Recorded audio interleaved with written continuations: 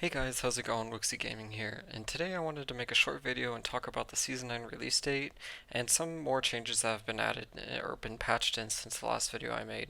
I also wanted to let everyone know that we're looking for more people to join our guild's Season 9 roster, but I'll talk about that last. So I won't keep you guys waiting. The release date is Tuesday, March 3rd, so that means Season 9 is less than a week away now. Now I'm going to talk about some of the changes since the last couple of patches. The block and dodge changes are going to stick around for now. What changed was we took the caps off of block and dodge, and they're no longer capped at 85%. They are now uncapped, so you can stack your block and dodge to 100%. Now that's the soft cap, or you can go above that. So every 10% you go above the 100% will give you an additional stack to your dodge or block, depending on whichever one you're stacking. Now, how the mechanic works is that you initially start out with 3 stacks of either dodge or block, depending on again whichever one you're working on. And each hit that dodges, and it'll always dodge or block first. Based on your block chance. So if you have a 100% block, it's always going to block or dodge, but every time that happens, it takes a stack off. So you start out with 3 stacks. If you take 3 hits in a row, that means the fourth hit is more than likely going to chunk you down pretty hard or kill you. So how you replenish that is in combat. I believe a stack replenishes every 5 seconds, but out of combat, all of your stacks will replenish after 5 seconds. So if you're in combat, all you have to do is pop out of combat for a couple seconds and then you're good to go. We have also messed around with most of the classes' damage, so some classes have received plus talents on their gear or adjustments on their skill damage. Mostly they have seen buffs, but some of them have been nerfed, like Elemental Blast on Shaman. We have also increased mining costs due to a large increase in mining rates with the new metal detector relic. So most of the costs have gone up significantly. We have also increased the cost of reroll tokens significantly, so they act more like a divine orb from Path of Exile, if you're familiar with that. Um, they're pretty rare to find in the world, and it takes a lot of time to collect them. So re-rolling your gear isn't going to be as easy as before. It's going to be more of an end game goal to re-roll all of your stuff to like 97%.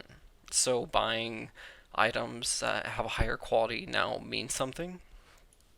My idea on how endgame will go is you will grind to obtain all the items you need at first, so like your set items or your offset items, whatever it is, and then you'll move on to getting a metal detector to mine as fast as possible and to re-roll and dice your gears, so you're going to want as much move speed as possible so you can just mine like a freak of nature.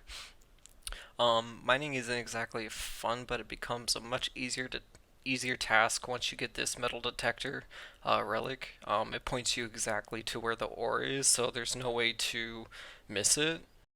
We've also included some new runs in the game. So there's the Rat's Den in Act 1 zone, um, outskirts of Inoya, and then there's the Black Tower in Act 1 zone, the village, and these have buffed rune drop rates and have monsters with a fixed rune drop, much like the Countess runs from like Diablo 2. However, right now I don't suggest doing the Rat's Den because first of all, it has a really poor chance to spawn, and then second of all, it's really not as rewarding as doing like a Black Tower run. I've noticed the Black Tower runs are quite easier to find than the Rat's Den, since the Rat's Den just looks like a tree as well. Um, I'm working on getting these 2 dungeons spawn rates increased, but there's no promises of that. Also wanted to talk a little bit about what my future plans are. So I'll be working on creating build guides and publishing them before Season 9 starts.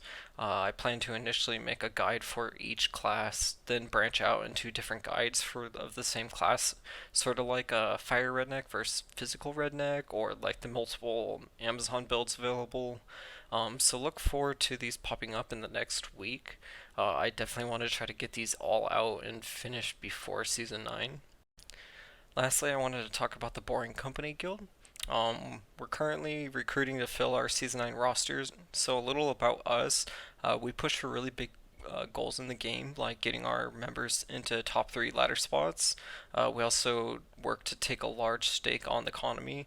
Um, and generally try to purchase up like every single angelic we can get our hands on and every single boss item we can get our hands on, and the really hard to obtain stuff so that way our members are able to have the best of the best gear. And we're very team oriented, and we work hard to gear up every member in the guild and get every member the ability they want on their weapons and many other things. But in order to do so, we pool our resources. So all drops will be given to the bank to distribute and sell for the team. We are looking for trustworthy individuals who would like to be a part of a large scale team.